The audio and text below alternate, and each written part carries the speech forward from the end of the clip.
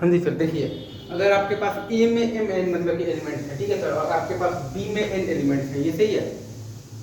तो आपके पास कार्टेशियन जो प्रोडक्ट आता है ना बेसिकली ए क्रॉस बी, उसमें नंबर ऑफ एलिमेंट्स होंगे आपके पास एम एन, ये सही है। और वो कार्टेशियन जो प्रोडक्ट है ए क्रॉस बी, उसका any subset of the Cartesian basically product A cross B is said to be a relation from basically A to B.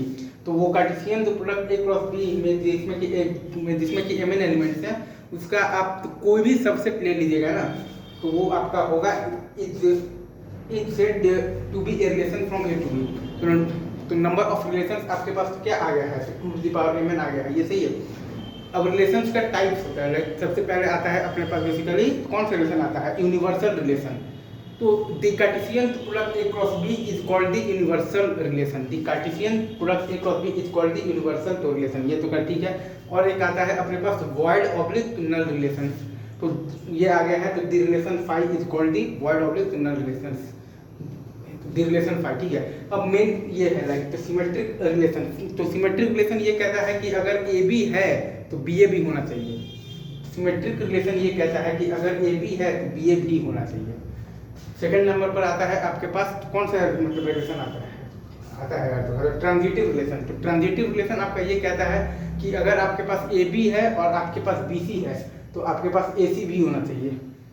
Transitive relation आपके पास ये कहता है कि अगर आपके पास ए बी है और आपके पास बी सी है, तो आपके पास ए सी भी होना चाहिए, ये सही है। और फिर आता है आपके पास कौन सा रिलेशन आता है, तो रिफ्लेक्सिव रिलेशन।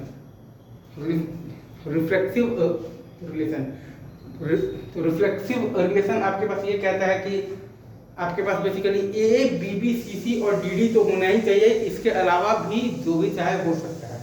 रिफ्लेक्सिव रिलेशन आपको ये कहता है कि आपके पास ए बी बी सी सी और डी डी तो होना ही चाहिए और इसके अलावा भी जो भी चाहे हो सकता है। फिर आता है लास्ट आपका आता है basically identity relations. Identity relations, तो आइडेंटिटी रिलेशंस में खाली A B B C D और आपका डी डी ही होना चाहिए बस, और तो कुछ भी एक्स्ट्रा नहीं हो सकता है। आइडेंटिटी रिलेशंस, आइडेंटिटी रिलेशंस में बेसिकली आपका खाली A B B C C और डी डी ही होना चाहिए बस, और ये कुछ भी तो एक्स्ट्रा नहीं हो सकता है, ये सही है। Is it true? ये सही है क्या? तो ये आपके चारों आ गए। और जो रिलेशन आपका बेसिकली सिमेट्रिक भी होगा और ट्रांजिटिव भी होगा और रिफ्लेक्सिव भी होगा, वो तीनों होगा, तो उसको अपन मिलाकर कह देते हैं कि वो आपका कौन सा रिलेशन है, इक्विवेलेंस रिलेशन है। जो रिलेशन आपका बेसिकली तो सिमेट्रिक भी होगा और जो रिलेशन आपका बेसिकली ट्रांजिटिव भी होगा और तो रिफ्लेक्सिव भी होगा, उन तीनों को मिलाकर अपन ये कह देते हैं कि वो रिलेशन आपका कौन सा रिलेशन है, तो इक्विवेलेंस रिलेशन है, ये सही है।